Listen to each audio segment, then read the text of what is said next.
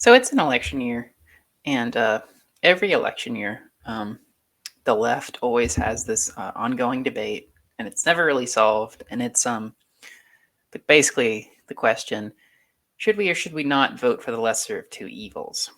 Right. So the people who say yes, we should vote for the lesser of two evils. Um, they say it, in insofar as it's damage control. Keep the worst guy out, even if you're voting for someone that you don't like.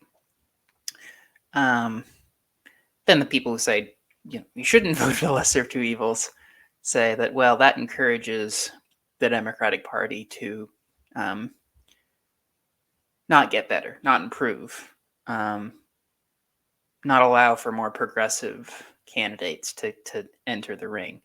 Um, they will always give us the establishment, the mainstream Democrats, because they know they always get our vote. So that's my, roughly my ability. That's a rough synopsis of the debate, um, and it gets vitriolic. And like I said, it's never solved. It's probably never going to be solved, honestly.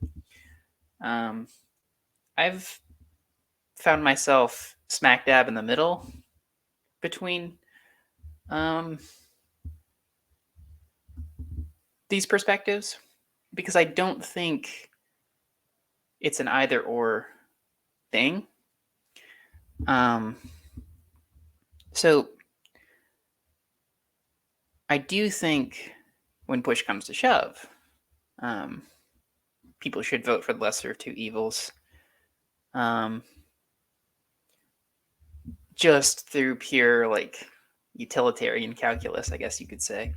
Um, just because the world is generally not filled with black and white; it's filled with shades of gray, and sometimes you gotta hold your nose and vote for someone that doesn't align with your views very well, or someone you don't even particularly care for. Um, However, having said that, we need to do other things to mobilize the Democratic Party to be more progressive and be more left wing. Um, and we can't expect them to just give us progressive candidates. Um, we have to call our representatives, and we have to canvass, and we have to get out there and educate people and go to meetings and stuff I'm not good at personally. But you gotta rabble rouse, you gotta spread the word, you gotta make your presence known so the party recognizes that the Democratic wing of it is an important wing, and over time, ideally, that wing gets the stronger and stronger hold on the party.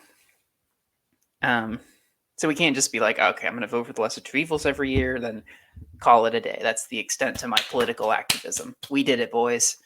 We defeated evil. No, that's not how that works. And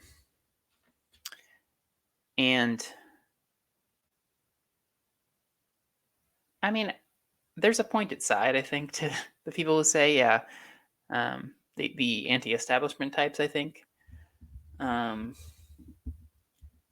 because often the party will just give you some, generic Democrat without a care in the world.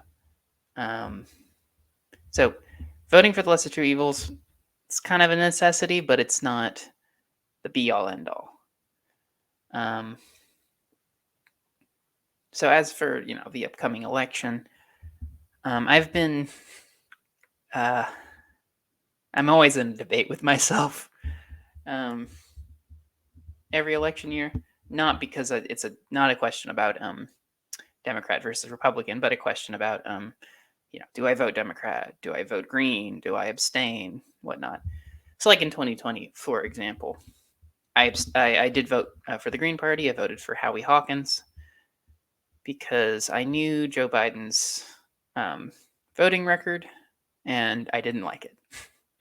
And but big part of that too was I'm from Kentucky, so my blue vote, I'm essentially disenfranchised in the state because the Kentucky's automatically going to go to the Republican nominee. And then someone says, "Oh, but if you always think that, then it'll never change." I mean, that argument might hold water if there was if I was seeing some signs in the material conditions that Kentucky was becoming more purple, say. But it's not. It's solidly red, and it's probably going to be solidly red for the foreseeable future. So my vote is disenfranchised. Doesn't really matter what I vote for, either way. And this is true for those of us in solid states, particularly those of us in solid states who are in the minority. So it didn't, I wasn't going to make or break the election with my Green Party vote, and I'm not going to make or break the election, in the fall. So I was thinking I was thinking maybe I'll vote for Cornel West. I know Jill Stein is throwing her hat again. I was considering voting for her because I do like Jill Stein a lot. I like Cornel West a lot. These are both, superb activists. I'm probably going to vote for Joe Biden. I'm not entirely comfortable with that insofar as he is supporting a genocide of the Palestinian people. So that a vote for Biden has blood on its hands. But I want to. I think it's important to show solidarity in this moment, just because of the insanity that is Donald Trump. And even though I still think, and I thought this in 2020, so take it with a grain of salt, but I think Biden's going to win. So I'm not worried he's not going to win, but I want to add a vote to the Biden count, just again to show solidarity and to kind of do give a middle finger, if you'll pardon the phrase, to Donald Trump.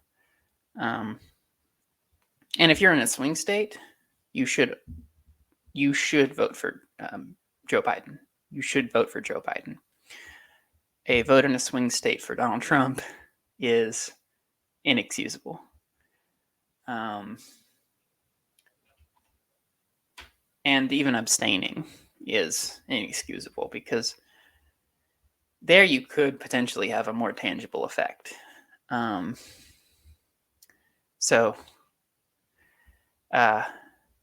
that was my opinion. I wasn't old enough to vote. That was my opinion in 2016. If you're in a solid state, do what you want. You're in a swing state, vote for Hillary.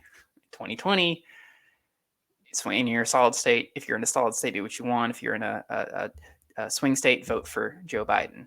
So my opinion has been consistent here. And if I were in swing states, I would definitely be more in the vote blue no matter who camp. So that's roughly my opinion on this ongoing debate in leftist circles. As always happens when you're smack dab in the middle of two different positions, you usually end up ticking off everybody. So that means I'm doing something right. I'm in the right direction. I'm pursuing the truth. If everyone's bad, that probably means you're doing something right. So, yeah, like I said, voting for lesser two evils, a sad necessity, but it's not everything. And, you shouldn't, your political involvement shouldn't stop at voting for the lesser two evils. But if you're in a solid state, then, abstaining or voting green or whatnot, no harm, no foul. And wouldn't blame you if you did.